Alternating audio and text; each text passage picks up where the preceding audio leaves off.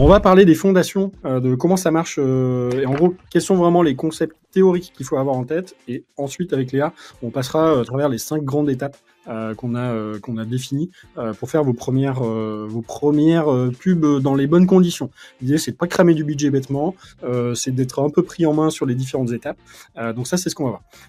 Sur LinkedIn, il y a en ads, il y a 2 sujets qu'on va travailler. Génération de la demande et capture de la demande. C'est un peu les 2 grands temps et vous allez voir que ça structure beaucoup la façon dont on va penser les campagnes. Et en général, on va avoir soit une grosse campagne qui fait tout le funnel mais avec des prises de parole un peu différentes, soit on va se dire, bah là j'ai un besoin, j'ai un objectif qui est plutôt notoriété, visibilité, donc je vais plutôt être en génération de la demande, ou je vais plutôt être sur de la pure génération de leads pour nourrir les commerciaux, et je vais plutôt être sur le côté droit. Faut voir ça un peu comme une suite logique là-dedans. Qu'est-ce qu'on va avoir comme objectif dans la première phase, on va être vraiment sur je dois attirer l'attention de mon cœur de cible, je dois me positionner dans son esprit sur une thématique ou sur une expertise, je dois occuper le terrain un peu dans la durée, parce qu'ils n'ont pas tout le temps des sujets, donc vraiment ce côté, je fais une petite lame de fond.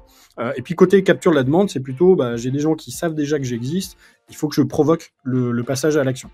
Donc pour ça, on va avoir des sujets. On vous a montré des choses au-dessus dans les exemples. Vous voulez commencer par ces exemples parce qu'en fait, ça donne plein de petites compréhensions. On a des choses qui vont être vraiment sur la pédagogie, de comprendre les tendances, les besoins, de vraiment se dire, ah oui, ce truc résonne avec ce que je vis dans mon entreprise, donc j'ai potentiellement quand même ce besoin qui commence à naître. Le côté thought leadership, de dire je suis une entreprise qui a pignon sur rue, je suis pas voilà, j'ai un côté de notoriété, un côté rassurant aussi qui peut être là, et puis aussi d'engager sur des contenus, de commencer à lancer des contenus un peu premium, un e-book, un webinaire. Donc tout là, on est en train de finalement créer un stock d'attention et d'audience qui derrière vont pouvoir être beaucoup plus poussés dans l'autre partie du tunnel ou de l'entonnoir, où là on va être sur des comparatifs. Pourquoi me choisir moi contre mes concurrents? Pourquoi me choisir moi par rapport à d'autres solutions alternatives? Pourquoi me choisir moi plutôt que de pas faire ou de faire en interne? Des sujets de ROI, de venir convaincre en disant si tu mets 1000 € chez moi, voilà ce que tu vas en retirer. Évidemment, tout ce qui est cas, testimonial, ça c'est vraiment pour rassurer, pour dire non seulement j'ai compris ce que l'offre est, ce qu'il propose, mais aussi comment je vais pouvoir avancer, puis tout ce qui va être vraiment là pour le coup engagement commercial, les démos, les rendez-vous. Et en fait, la manière dont on va utiliser LinkedIn va être un petit peu différente. Dans cette première partie, l'idée c'est de se dire il faut que j'affiche mes messages sur les boîtes et les contacts qui m'intéressent. Et donc là, si vous utilisez LinkedIn et notamment Sales Navigator, vous voyez un peu tous les types de ciblage qu'on peut avoir. Il y a une finesse quand même pour se dire zone géographique, on y reviendra tout à l'heure, type de boîte, taille de la boîte, secteur d'activité. Donc ça, c'est sur l'entreprise et sur les contacts, de dire je veux parler que à des fonctions spécifiques dans l'entreprise, des niveaux de seniorité, des gens qui ont fait telle ou telle étude par exemple. Et en fait, je peux mettre tous ces critères-là et dire mes pubs ne seront vues que par ces gens-là.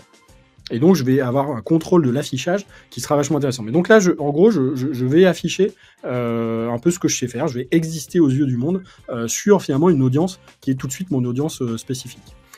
Et puis dans la deuxième partie, là, on est plutôt en général sur se dire je ne vais pas proposer un rendez-vous ou un téléchargement de comparatif à tout le monde. Je vais plutôt me dire, est-ce que j'ai déjà fait une première phase de pédagogie? Donc tous les gens qui ont réagi à une des pubs de la première partie, ou des gens qui viennent de mon CRM. Je peux brancher mon CRM en disant voilà, la liste de comptes que je veux toucher, ou même la liste des gens qui sont déjà engagés dans mon CRM. Je peux aussi aller faire des exclusions, dire tous ces gens-là, au contraire, je les veux pas. Et puis retargeter aussi sur le site web. Vous pouvez mettre le tracker LinkedIn sur votre site et puis retargeter les personnes ensuite qui sont déjà passées sur votre site. Dire en fait, je prends tous ces gens-là qui me connaissent déjà un petit peu et j'essaie de voir si j'arrive à les mettre dans une posture de discuter avec des commerciaux.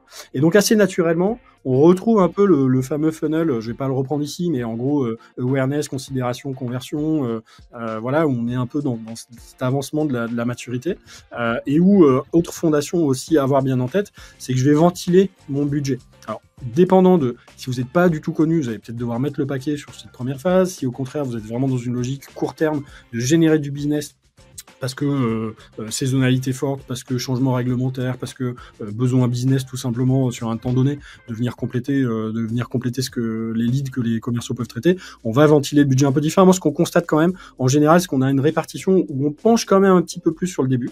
On va créer de la notoriété, ça prend du temps, il faut installer la marque, il faut installer son voilà, on parle à plus de monde aussi, et on va aller mettre du budget un petit peu plus ciblé sur une audience beaucoup moins large, donc plus cher aussi, pour venir convertir là-dessus. Mais quoi qu'il en soit, il y a vraiment une logique de répétition, de se dire quand je fais des LinkedIn ads, il faut pas que je touche une fois une personne, ça va pas marcher. Il faut plutôt se dire, je vais toucher X fois, 5, 6, 10 fois la personne avec peut-être des messages différents avant qu'il y ait vraiment une inscription qui se fasse.